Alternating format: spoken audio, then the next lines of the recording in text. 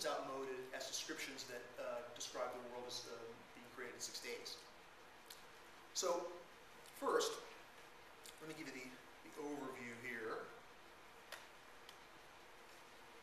First, we'll talk about the new picture of evolution, how evolution really is cosmological, biological, and psychosocial, and what makes all those divergent kinds of evolution all part of one universal form of becoming that's been unfolding since the beginning. Obviously, definitions of evolution are very important. That leads us to when we kind of are willing to admit that evolution is this universal process of becoming, and not just a mechanistic descent with modification in biology. We begin to see that in order to hold an evolutionary worldview, in order to be able to understand the universe as revealed by some of the monumental discoveries of the physical science, then a certain degree of minimal metaphysics is necessary to hold an evolutionary worldview. So we'll talk about that. Then that leads to a discussion of eros, which I characterize as value gravity. That there actually is a force that pulls evolution forward, but it's not a mystical force. It's not something that's foreign to our experience. It's the beauty and the truth and the goodness that each of us experience and are compelled by. That leads to a discussion of progress in evolution, which is really a big important part of the book, because in our current climate in both the social sciences and the physical sciences, as well as in many segments of popular culture, the idea of progress in evolution is something that's seen as an outmoded myth, or something that's, we've sort of overcome. That's a Victorian notion that we have now discarded through a more mature view. And I obviously argue that if we want to make the progress that we need to make in the 21st century to overcome our growing global problems, could be glowing global problems too, that if some of our best minds are ambivalent or even hostile to the idea of progress, our ability to make the progress we need is going to be significantly diminished.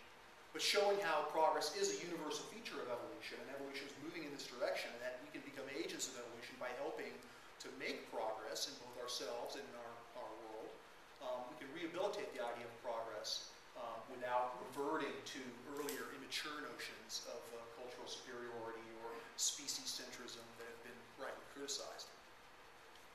That leads to the heart of the book, which is really the argument for purpose in evolution. Once we can clearly see how evolution progresses, this reveals how evolution has purpose.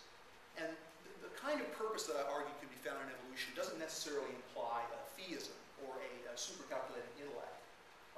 The description that I offer is compatible with a wide variety of spiritual paths, non-dual paths, religious naturalistic paths. There's all kinds of ways to recognize its purpose. Indeed, understanding the spiritual message of progress and purpose and evolution is actually a supplement to practically all forms of spiritual pursuit. Then finally, briefly at the end, we'll go beyond the minimal metaphysics of philosophy to reflect a little bit, speculate, if you will, on what this philosophy of progress and purpose in evolution, what it might reveal about the larger kind of spiritual purposes from a theological point of view. So in the last 10 minutes, I'll try to go beyond the philosophy, beyond the sort of description that tries to be as close to the science as possible, and consider what we might be able to see from a broader perspective. What I didn't include here, the last huge chapter, the last 45-page chapter in the book, is a description of what I call the promise of the new evolutionary worldview, which is a description, of course, of the integral worldview, which I detailed in my last book. But this one is aimed, the arguments are aimed more specifically at the modernist mainstream. Right? So the first task is to try to describe why postmodernism is in a sense, an evolutionary advance beyond modernism.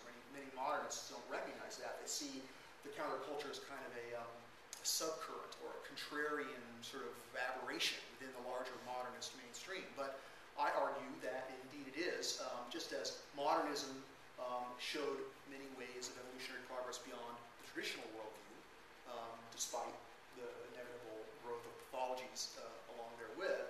Postmodernism has also achieved an evolutionary advance beyond the modernist mainstream, and it's on the foundation of that advance that we can claim that the evolutionary worldview transcends and includes the best of